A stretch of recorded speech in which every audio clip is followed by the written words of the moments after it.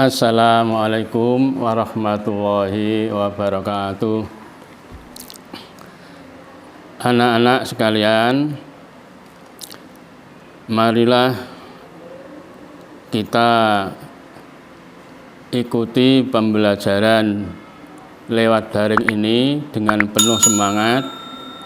Dan sebelum kita mulai, mari kita berdoa, minta kepada Tuhan agar tetap diberi kesehatan jasmani dan kesehatan rohani. Semoga apa yang kita cari selama ini, yaitu menuntut ilmu, supaya benar-benar mendapatkan ilmu yang bermanfaat. Anak-anak sekalian, kita buka halaman 23, yaitu mengenai strategi dan kebijakan pengembangan ekonomi maritim di Indonesia. Ini masih ada kaitannya dengan kegiatan ekonomi anak-anak.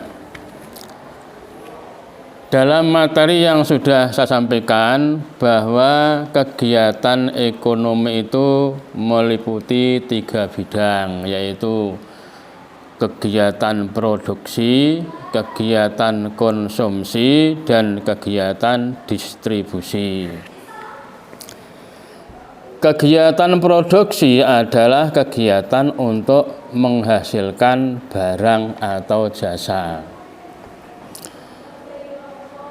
Kegiatan ini bisa dilaksanakan di bidang apapun, baik di bidang pertanian, di bidang pertambangan, di bidang perindustrian, dan juga di bidang-bidang yang lain. Karena bidang pertanian, bidang pertambangan, bidang perindustrian ini merupakan cabang dari produksi. Pengertian produksi tadi adalah usaha untuk menghasilkan barang. Nah, usaha untuk menghasilkan barang itu ada yang lewat pertanian, ada yang lewat pertambangan, dan ada yang lewat perindustrian.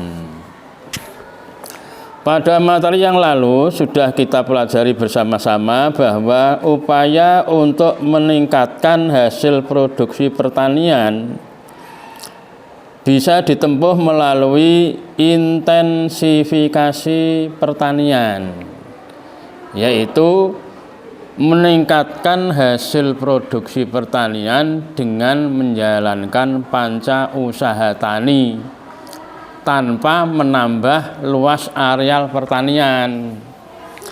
Jadi tanah yang dikerjakan itu luasnya tetap, tetapi hasilnya bisa meningkat, yaitu dengan menjalankan panca usaha tani, yaitu pengairan, pemupukan, pembibitan, pemberantasan hama, dan lain sebagainya. Itu panca usaha tani.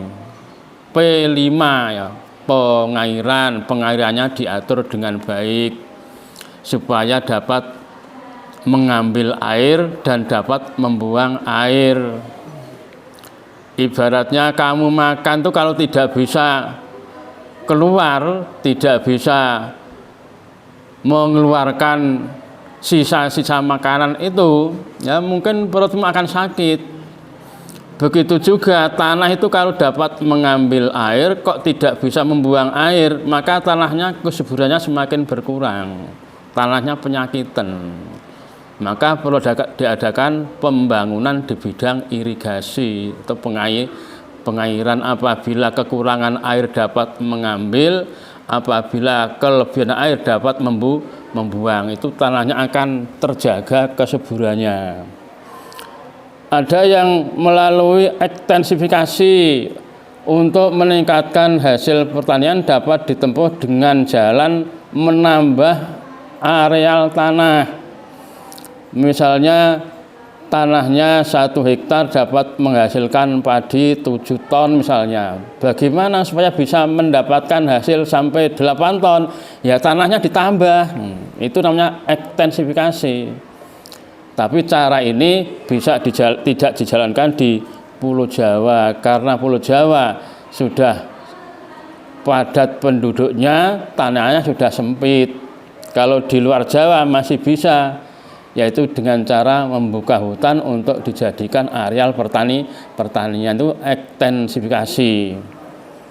Ada yang melalui mekanisasi, yaitu pengolahan tanah dengan menggunakan tenaga mesin.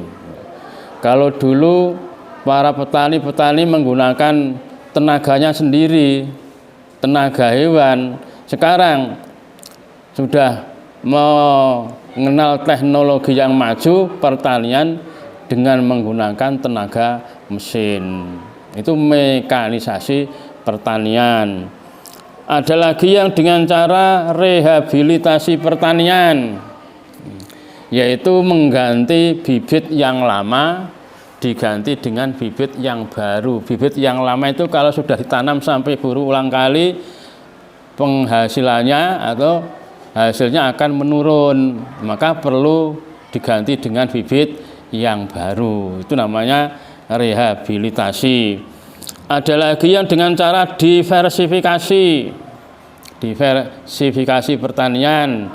Untuk meningkatkan hasil pertanian dapat dibuat dengan cara diversifikasi pertanian, yaitu dengan cara menanam berjenis-jenis tanaman pada satu areal tanah pertanian. Itu hasilnya akan meningkat.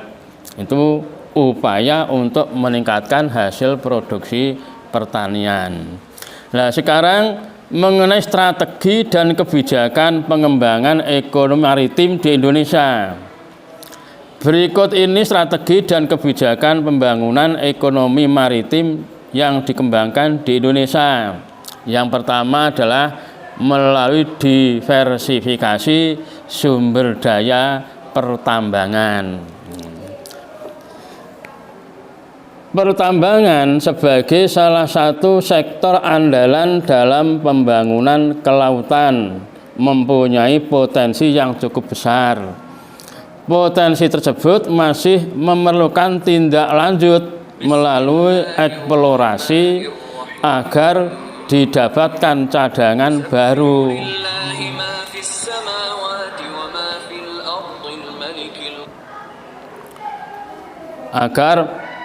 Karena sumber daya tersebut pada suatu saat akan habis. Jadi potensi pertambangan tersebut memerlukan tindak lanjut melalui eksplorasi agar didapatkan cadangan baru. Karena sumber daya tersebut pada suatu saat akan habis.